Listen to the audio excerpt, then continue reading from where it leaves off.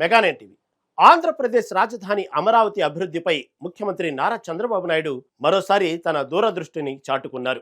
అమరావతిని కేవలం ఒక నగరంగా మాత్రమే కాకుండా ప్రపంచ స్థాయి గ్లోబల్ హబ్ గా తీర్చిదిద్దేందుకు ఆయన కంకణం కట్టుకున్నారు.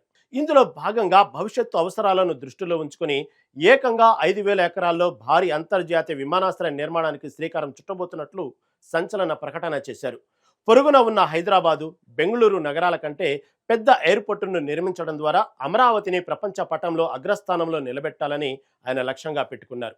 అసలు ఈ మెగా ఎయిర్పోర్టు విశేషాలేంటి? చంద్రబాబు విజన్ వెనుక ఉన్న మాస్టర్ ప్లాన్ ఏంటి?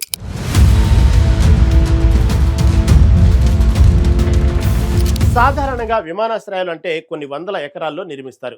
కానీ చంద్రబాబు నాయుడు ఎందుకు 5,000 ఎకరాల భారీ విస్తీర్ణాన్ని ఎంచుకున్నారు అంటే, ప్రస్తుతం మన పొరుగున ఉన్న హైదరాబాద్, బెంగళూరు ఇంటర్నేషనల్ ఎయిర్పోర్టు సుమారు 2,500 ఎకరాల్లో మాత్రమే విస్తరించి ఉన్నాయి. నేడు ఆ నగరాల్లో విమాన ప్రయాణికుల రద్దీ విపరీతంగా పెరిగిపోయింది.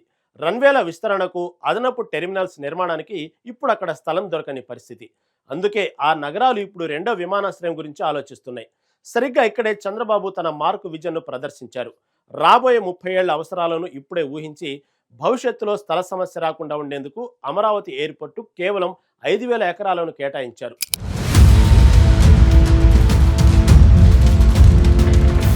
తమిళనాడు ఎన్నికల ప్రచారంలో పాల్గొన్న సందర్భంగా చంద్రబాబు అక్కడి పాలకుల తీరును తప్పుపట్టారు. పారిశ్రామికంగా ఎంతో అభివృద్ధి చెందిన కోయంబత్తూరు వంటి నగరంలో కేవలం 500 ఎకరాల్లో విమానాశ్రయం ఉంటే సరిపోతుందని అనుకోవడం అభివృద్ధిని అడ్డుకోవడమేనని ఆయన తెలిపారు.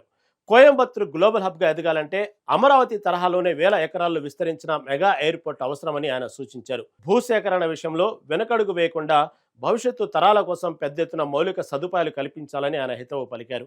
దూరదృష్టి లేని నాయకత్వం వల్ల రాష్ట్ర భవిష్యత్తు వెనుకబడి పోకూడదని ఆయన హెచ్చరించారు.